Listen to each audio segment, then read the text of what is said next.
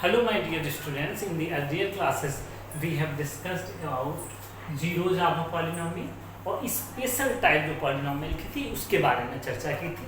आज हम जानेंगे कोई भी बहुपद है तो उसमें कितने शून्य हो सकते हैं। इसके लिए हम एक द्विघात बहुपद का उदाहरण लेते हैं। द्विघात बहुपद, एक बहुपद है द्विघात बहुपद, मान लिया कि वो है x² - 1। अगर हम इस बहुपद को देखें तो इस बहुपद के शून्य कितने होंगे, हम इस बात को जानने के इच्छुक हैं। तो अगर आप ध्यान दें, अगर हम x की जगह पे 1 रख दें तो p ऑफ 1, x का मान 1 रखिए तो आपको कितना मिलेगा 0। अगर x का मान हम -1 रखें तो इस बहुपद का मान कितना मिलेगा 0। तो इसका मतलब ये है कि ये जो द्विघात बहुपद है इसके शून्यकों की संख्या कितनी है, शून्य कितने हैं, 2 शून्य हमको मिले। अब हम एक दूसरा एग्जांपल लेते हैं, p of x equals to x² - 2x plus 1। एक एग्जांपल ले लेते हैं।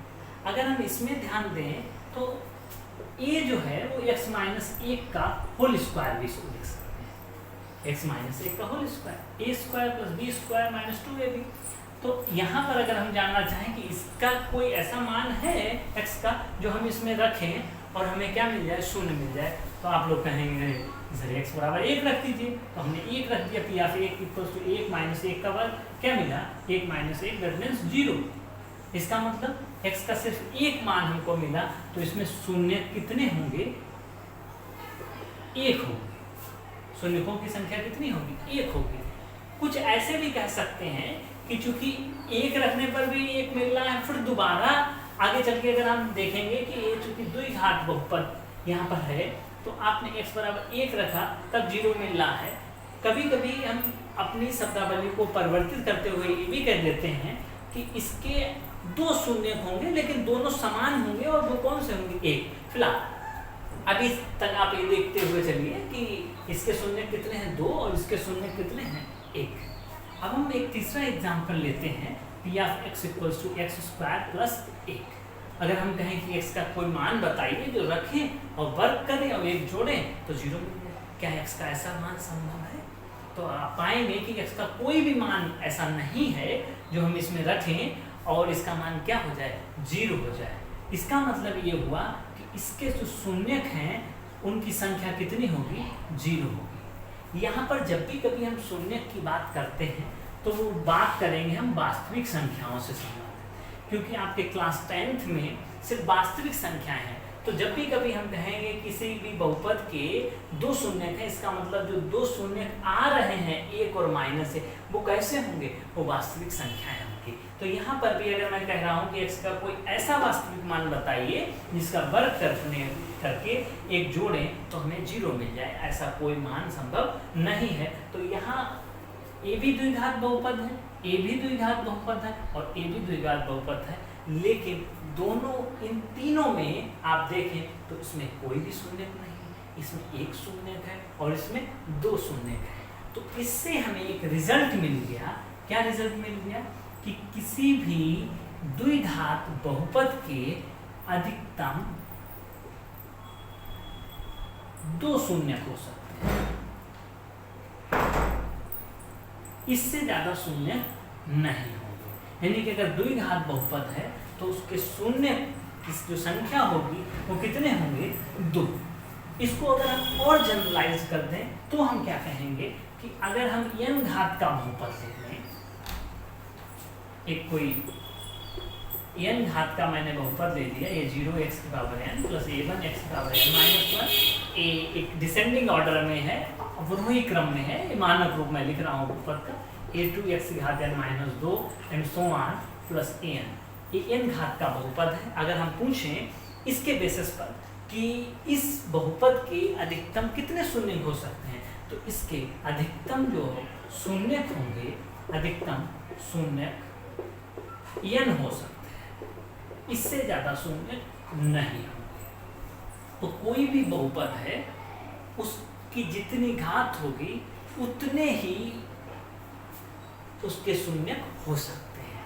अब हम जानेंगे कि किसी बहुपद को ज्यामितीय रूप में कैसे निरूपित करते हैं। देखिए,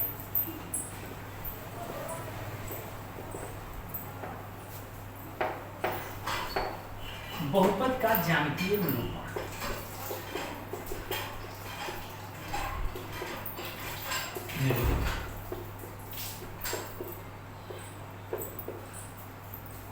किसी बहुपद का ज्यामितीय निरूपण के बारे में हम चर्चा करेंगे। एक कोई बहुपद, द्विघात बहुपद हमने ले लिया व्यापक रूप में, एक कोई बहुपद है।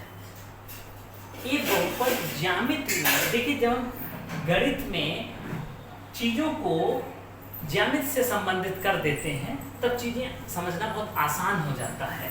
तो ये द्विघात बहुपद है और द्विघात बहुपद जो है ज्यामिति में एक परवलय को निरूपित करता है।